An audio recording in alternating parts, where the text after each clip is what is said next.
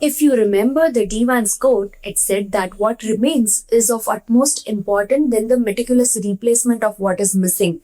And that is exactly what we are going to discuss today. Hello everyone, I am Dr. Riddhi Lalan, author of Dental Material and Prosthodontic Mind Map book, and today we shall be learning about Special Complete Denture Series Part 2, in which we'll be talking about overdenture.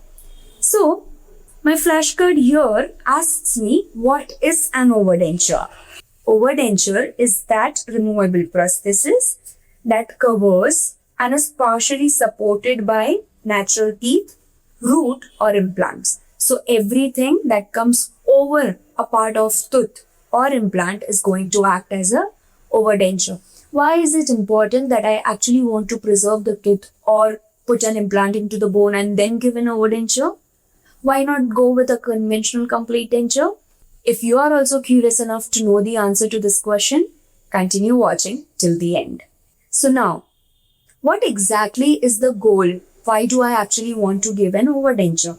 First thing that I would consider here is that it's actually going to maintain teeth as a part of residual ridge. Now I know, and there are studies that have been conducted, that if teeth is present, the ridge resorption rate reduces. Even a root stump will act as diminishing the rate of resorption when compared to completely edentulous area. Then it's actually going to offer support more than that of your complete denture. Imagine if you have a flat surface and you have to put something. How long is it going to hold it? But you have one erupted thing in which it acts like a button and holds it. It's going to be more stable, right? And it's actually going to promote more support. Then it is going to slow down the rate of resorption. We just discussed about it. It's going to improve the patient's ability to manipulate the denture, and at the same time will make sure that the occlusal forces discrimination is enhanced. Because of the presence of tooth, which actually will have PDL associated with it, the proprioception also is going to be maintained, which is the best thing, right? Having something that's artificial and having something that's natural is always going to stay undebated. Let's understand what are the requirements of complete denture now. So when I talk about requirement, what actually I am considering is that it should maintain the health of underlying tooth structure. It shouldn't be that there is so much of force that it periodontally compromises. Then there should be reduction in crown to root ratio. I would actually want to reduce the height of crown and keep the root length and utilize it as much as possible. Simplicity of construction and ease of maintenance and patient manipulation. It shouldn't be that it becomes so difficult for the patient that they cannot wear it. They cannot engage that structure. It has to be easier for the patient to use as well. And it shouldn't act as in-house for bacteria. There shouldn't be plaque accumulation that keeps on happening. It should be easy to maintain. Now this was about your requirement. Talking about the advantages. So we just talked, right, how it is going to prevent the alveolar bone. Your proprioception will enhance retention, stability and support. At the same time, it's going to be simpler and more cost effective. More cost effective? Overdentures are expensive than complete dentures. Then how are they cost effective? They are cost effective when you actually compare them to a completely implant supported fixed prosthesis. This is somewhere between better than your CD but lesser than your completely supported prosthesis.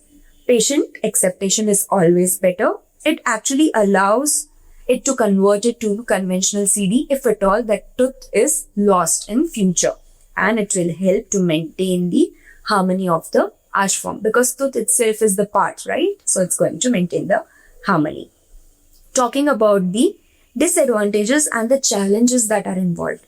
Now one thing, it's going to go beyond your denture. So there is going to be risk of plaque accumulation. At the same time, this plaque is actually also going to increase the risk of secondary caries. It is difficult to manage in bony undercut area. How are you going to manage it?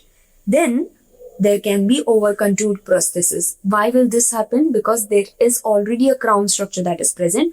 Over that, you need to top it up with your denture-based resin. So there needs to be over-contouring, which might at times become unaesthetic if it's present in the anterior.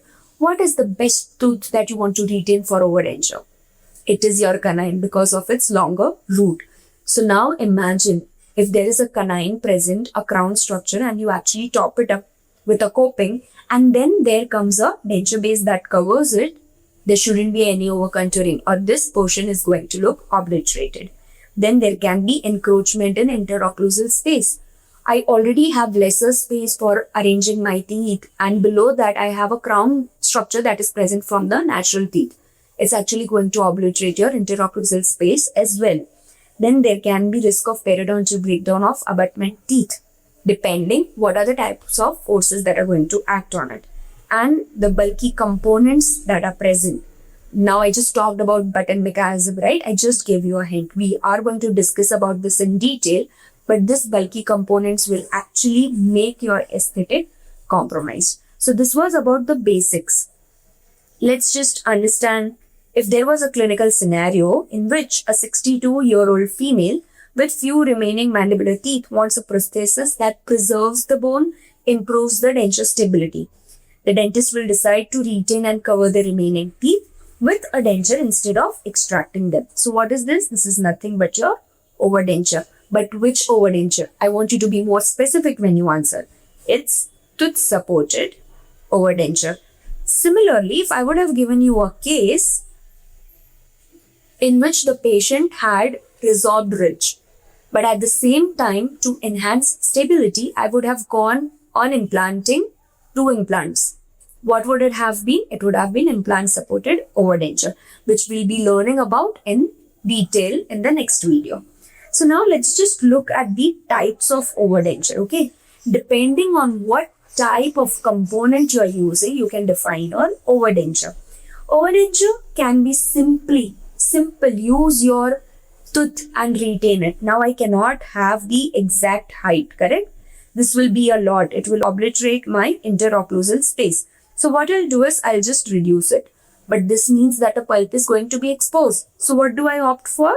I actually treat it with root canal and then just convert it into a coping. Simple. Preserve the natural tooth structure to preserve the proprioception and patient's acceptance. Then this actually led to compromise in terms of plaque accumulation and caries that was done. So then it came that after reducing the endodontically treated teeth, it would be reduced to 2 to 3 mm of height and a domed shape metal coping was given. This metal coping just acted as a substructure, and over that there would be denture-based resin. Now, apart from this, you can also insert attachment into your chambers. What can it be? The most commonly used is Gerber Attachment. So what you need to know is just the name. It can be asked for your viva.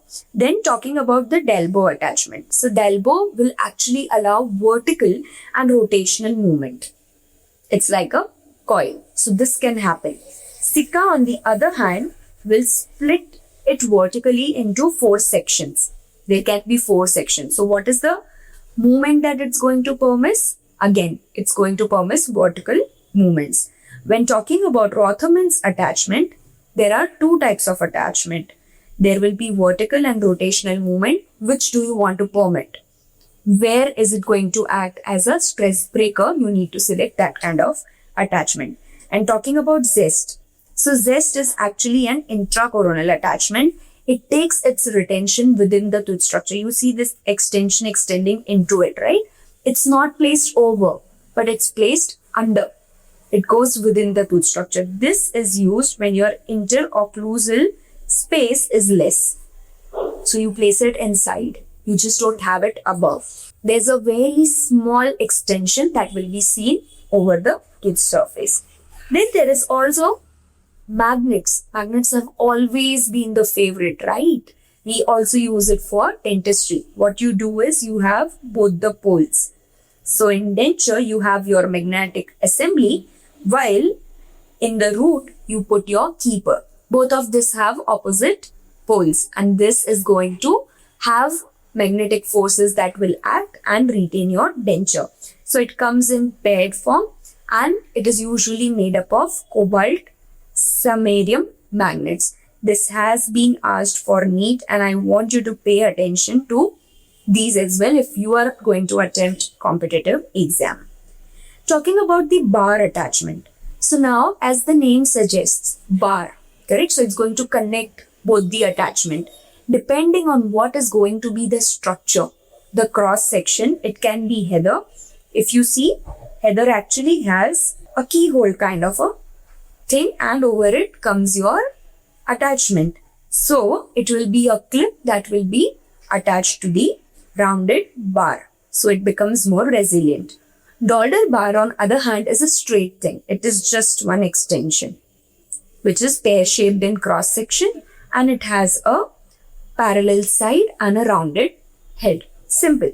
Ackermann's clip and CM clip. So as the name suggests, they are round in cross section and thus they are very resilient in nature. It comes with retention wings. Can you see? Both of these are nothing but your retention wings. And this is actually going to engage with your acrylic so that it is mechanically interlocked. It is embedded within the acrylic, just goes and seats upon the lower structure that is connected to both the components. So your bar will be attached like this. So this was all about your various attachments. And let's just quickly understand the MCQ. A dentist plans a mandibular overdenture using retained canine. The teeth are endodontically treated and reduced to dome-shaped. What is the main purpose of polymerization shrinkage? It's nowhere related to retaining your natural tooth. To increase denture thickness, I don't want to do that. Incorrect. To preserve bone and improve proprioception. To eliminate the need of impression, you still have to have a newer impression technique to record both your tooth that is present as a dome-shaped thing and your mucosa. So this also goes out of option. Option C is the correct thing. Let's just talk about flashcard. Which teeth are most commonly retained for tooth-supported overdenture? We just talked about it. It's canine because of its long root that is present. So this was all about the basics of overdenture, the advantages, disadvantages, and why do we use different component in different cases. I hope you got to learn something new today. Overdentures are things that we don't try in undergraduation, but if you pursue post-graduation in upcoming years, I'm sure you're going to use this technique. So stay tuned, keep watching. The next video is going to be on implant-supported overdenture, and I'll see you in the next video. You know, one thing that's really great in the app is that every day there is a new mind map and a flashcard that is launched. So you can actually assess them for free. Even if you are lacking your coins, we'll make sure that your streak stays alive and you keep learning every day. Please go and download the app today.